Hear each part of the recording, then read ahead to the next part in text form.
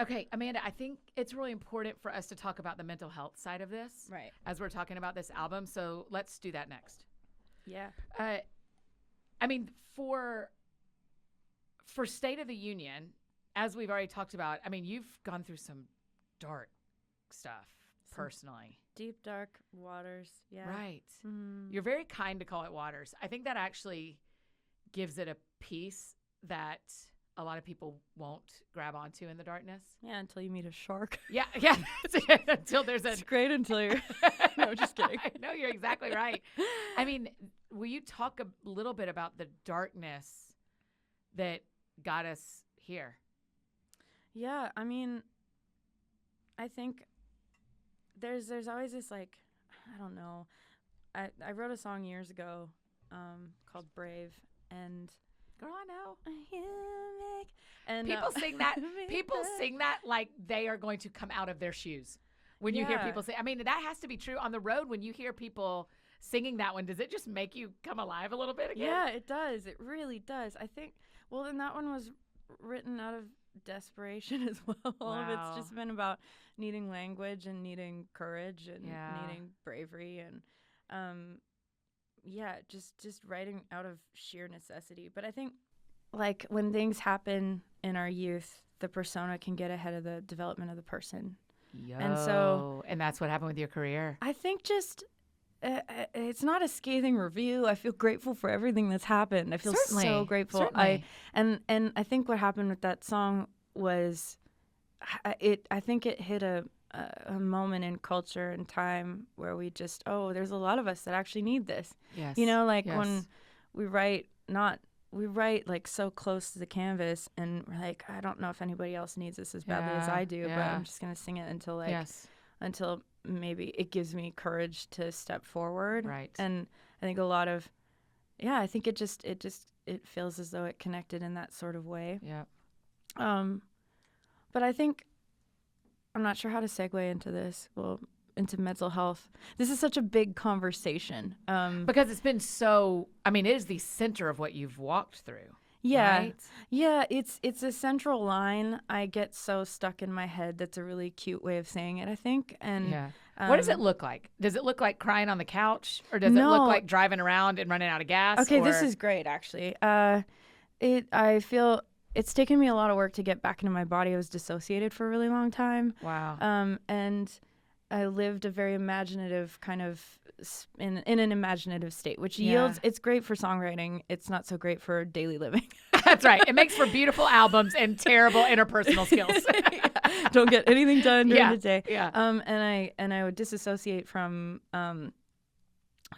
emotions as well. So Oh, there were certain wow. central emotions that I wasn't allowing myself to feel. I From just trauma didn't or know. just growing up? Yeah, or... I just didn't know the language for. I didn't know it was okay to feel things. Yeah. This sounds so elementary, but No. we have all of our ages with us, right? And some of them Yes.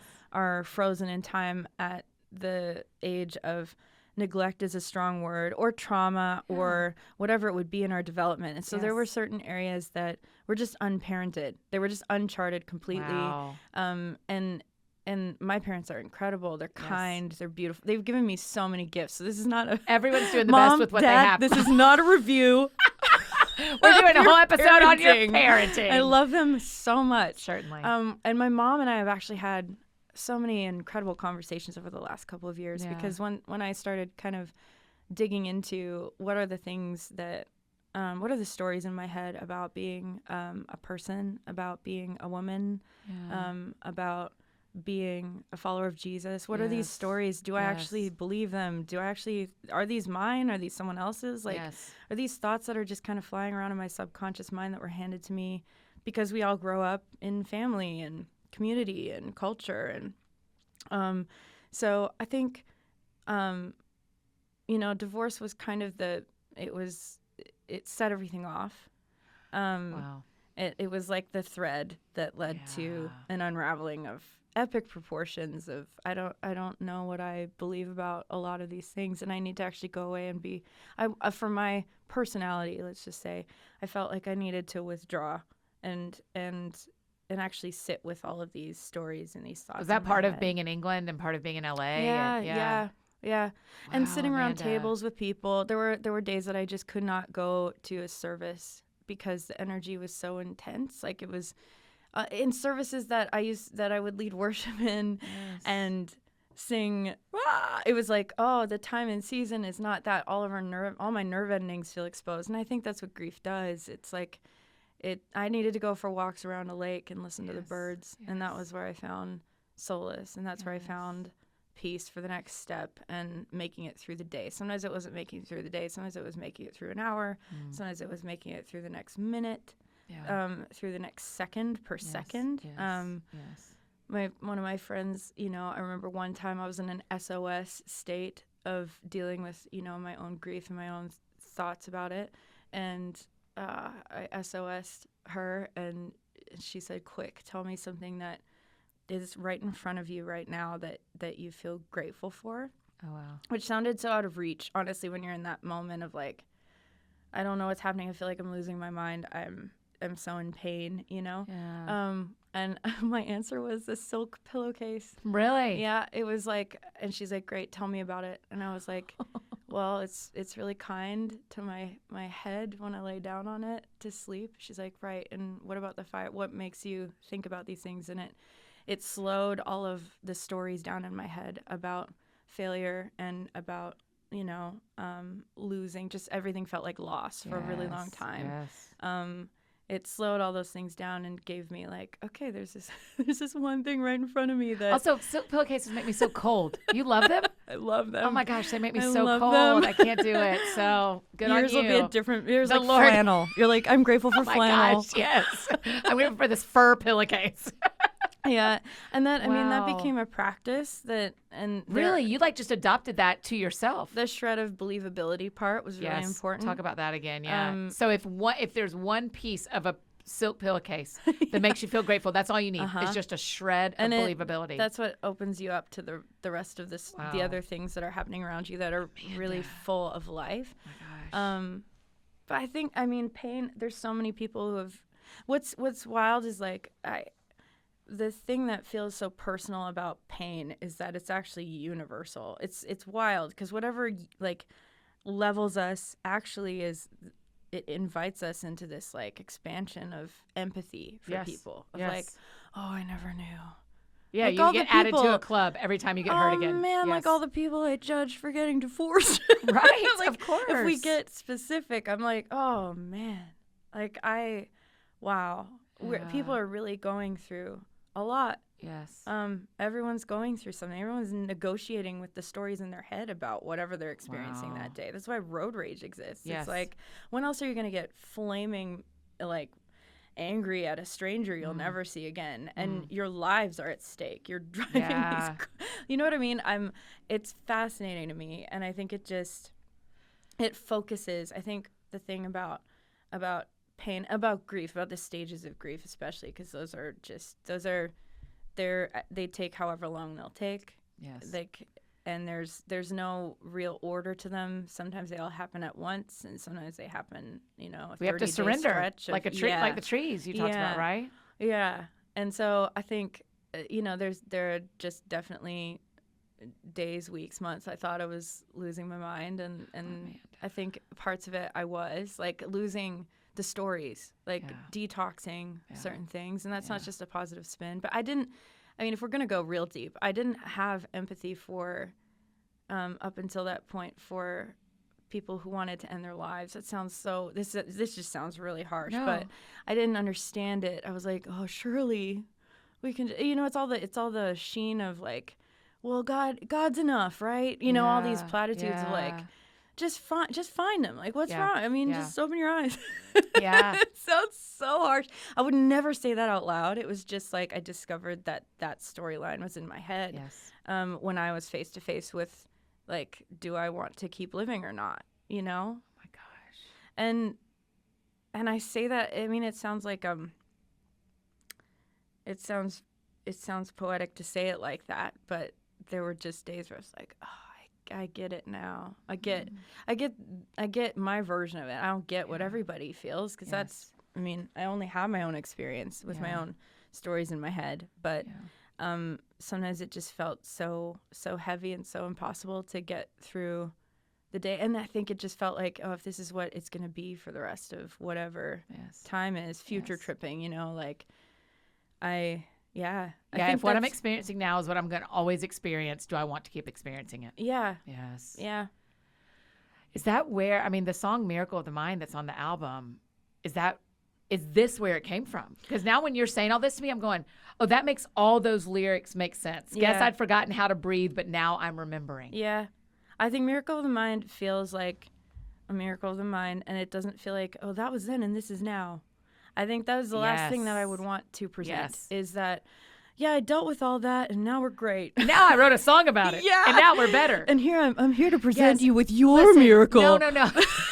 For a mirror, if you'll mail me a blanket, I'll pray over it. No, I do want you to hear me say, as a person who has lapped this album, State of the Union, there is not a world where it feels like you're presenting that you are solved, healed, fixed, and we are not.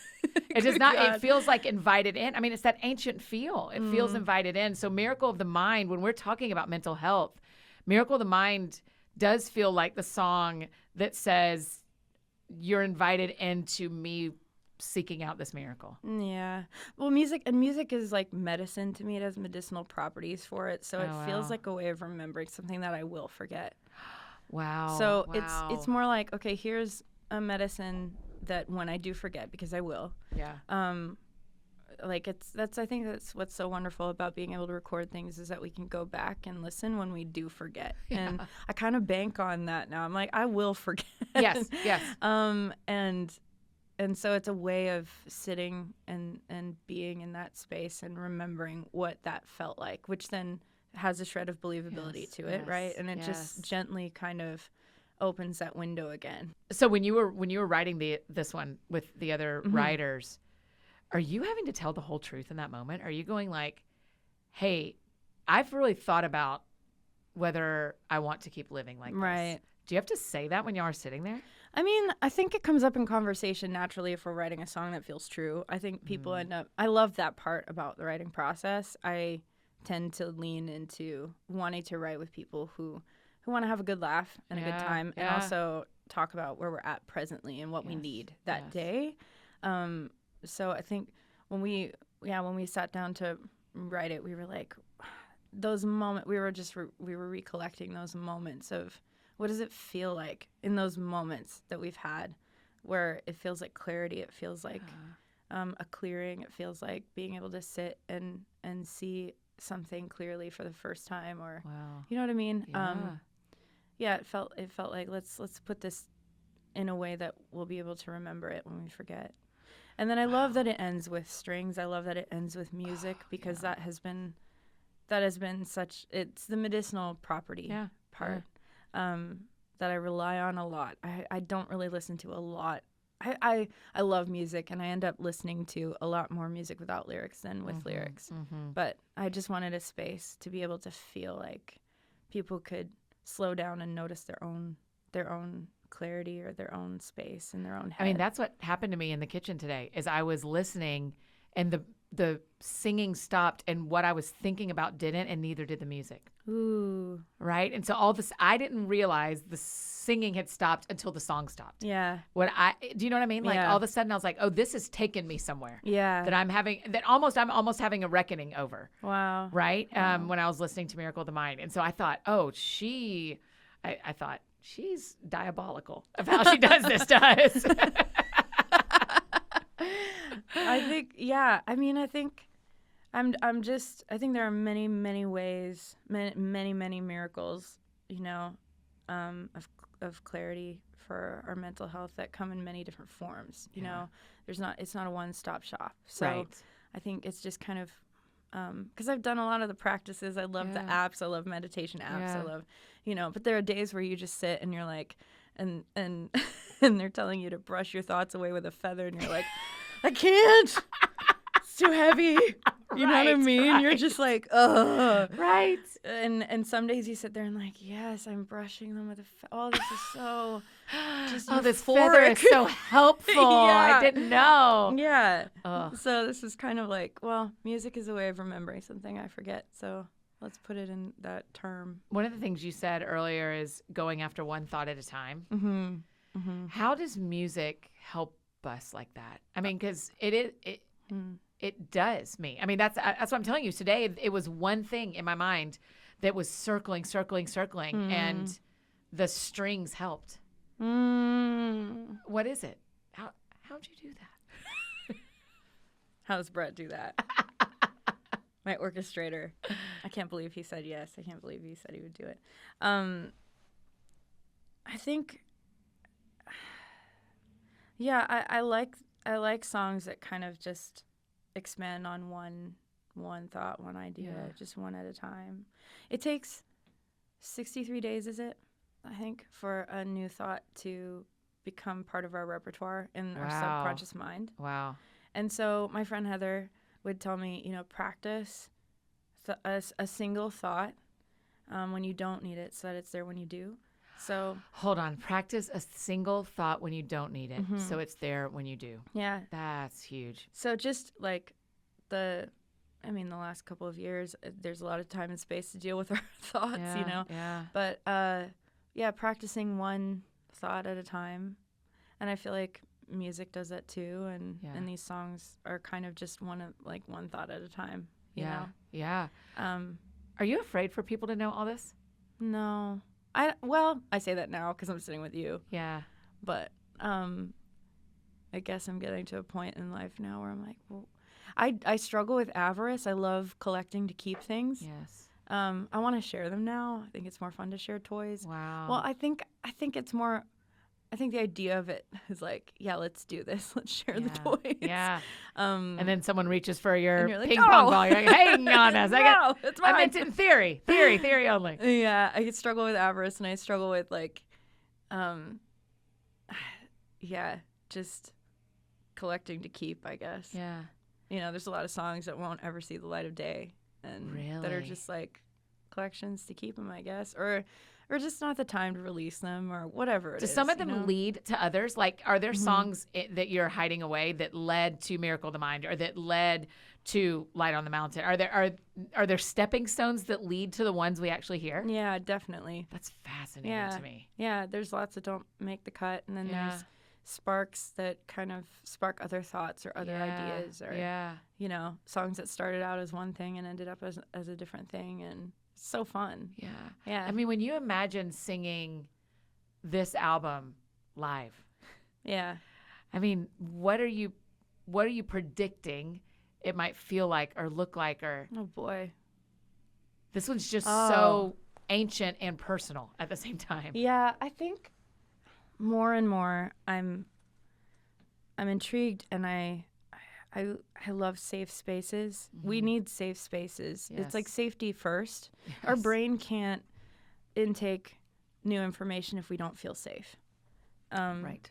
So I think music is such a beautiful way of creating a safe space for people. So I think I don't want to, this doesn't sound dire to me, but it feels I think this isn't necessarily true, but it feels as though there aren't a lot of safe spaces at the moment. It feels like a lot of our gatherings are about really trying to believe the right thing first, not safety first, and then to discuss ideas and politics. And I'm not going to get into politics.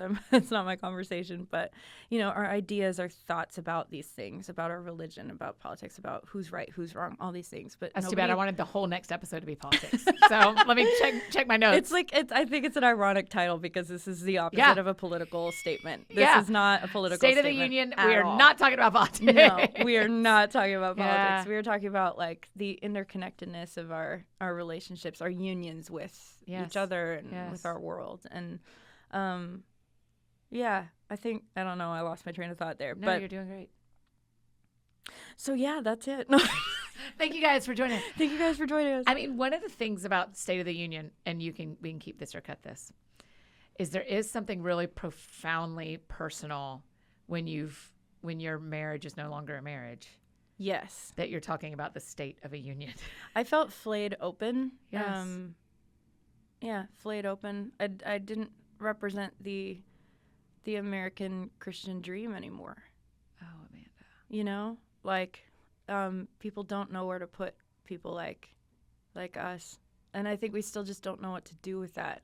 Like, it really is a no man's land. It's like it's an utterly bizarre experience that, 50% of the population go through. Yes. Of, like, gone is the representation of this idea, this ideal, and having to learn how to stand on my own 2 feet and really lean into the broader sense of community. Yeah.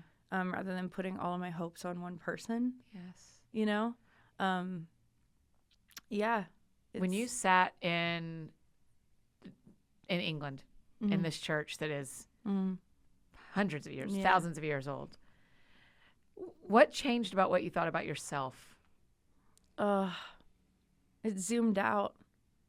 And it was wonderful. It's this feeling of that you get when you sit by the ocean or sit next to a mountain and you feel so small. Yes. And it's wonderful. It just was like my pain is not the pain. It is important. Wow. It is significant. But in the grand arc of life, it's a piece of the story. Yes. It's not the whole thing. My pain is not the pain. Yeah. And and it connects us then when we move through the narcissism stage of it, of like, no one's ever experienced this before. You know what I mean? Yeah. The loneliness that comes with that. Yes. And then we realize, we're actually all really lonely. Everybody goes through this intensely personal pain, fallout, whatever it would be. It's not about a certain event that happens in life, but we all experience love and loss and longing and disappointment about how we thought life would go or should be. And what happens when it just feels like it's all discrepancies. It's not adding up. Yes. And do we matter? Are we worth anything? Right. Like, I got to realize how much math I was still doing, and I'm horrible at math, but how much math I was doing about adding all these items up in my life to at least matter or account for something or mean something. Wow. And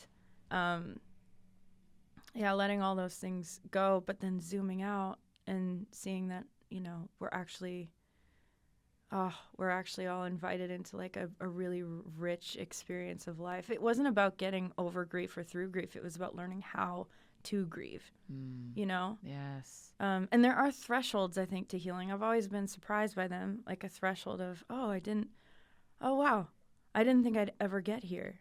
I didn't think there was life beyond this. I didn't believe anything that everyone was singing about when they were talking about, like, God bless Brandon Lake, but graves into gardens. I was like, you have your gardens and I have my graves. I have graves. I cried on a FaceTime last night saying, I think he turns graves into gardens. Last night. So everything you're saying, Brandon Lake, we love you deeply. We love you. God bless you. But also, sometimes I have to cry on a FaceTime with a friend and say, I don't know how this grave turns into a garden. Yeah. Yes. And I think we need all the songs. And like, it helps. I love that song. Oh, I still sang it this morning. Yeah. Even though, because part of, and I experienced this particularly, let me look and find the song, particularly when I was singing Where the War Ends. When I was singing Where the War Ends, sometimes I need to sing things because I believe them, and sometimes I need to sing them to try to believe them. Absolutely. And so Graves in the Gardens matters because I need to try to sing that. Yeah. But, and the same is true with so much of State of the Union. Yeah. And that's got to be a healing thing for our minds. Yeah. It's the shred of truth, right? Shred of believability. Yeah, it's the shred. This episode brought to you by Brandon Lake. It's all shreds. Yeah, this episode is brought to you by Graves in the Garden. Please be friends with us with your braids. We love you, Brandon Lake. I love it so much. I love it. I think and we're all dealing with like those things. That's the beauty of community, is that other people will believe things for us that we can't believe yet. Right. And right. And I remember, like, it was a number of years ago now. I remember going on a walk and having this just true confession moment with Jesus in my mind, of admitting, like, finally just being able to admit, like, I don't have faith for this. I don't have faith for this. And I was living, breathing, working in we have faith for this culture, right? Yeah, and I was like, can I be honest with you? I don't have faith for all of these things. Right. And I just remember it felt like again a shred of believability. It felt like this thought crossing my mind, and it felt like I knew it wasn't coming from the like the cave of my own thinking. It felt better than that. So it was the thought of that's okay. I have enough faith for the both of us. And I just remember, like I've been doing all these games in my mind of trying to keep the faith, whatever that means. Yes. What happens if I let it go, but I give it to someone who's trustworthy with it, and I trade my certainty for trust? Like, what happens if I go, I don't know what I believe about any of this anymore, and I just hand it off to him? That's what it felt like, handing it off to him. Yes. And not becoming dumber for it. I think I clocked so much meaning,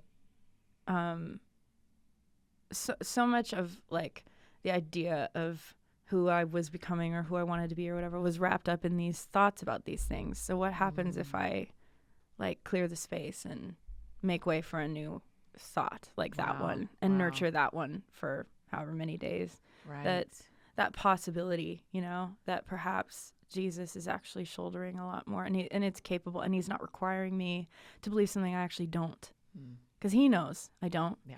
And I know that I don't. And I think I really connect with Thomas as far as a follower of Jesus. Oh man, don't you hate that people call him Doubting Thomas? Yeah. I'm like, what about Let's just call like him normal realistic. Thomas? Yeah, just like the person we would be, Thomas. Yeah. Like, give the guy a break. Yeah. What is it that feels so connecting to you about Thomas? I mean, I just love that he was, to me, he was so courageous. Yes.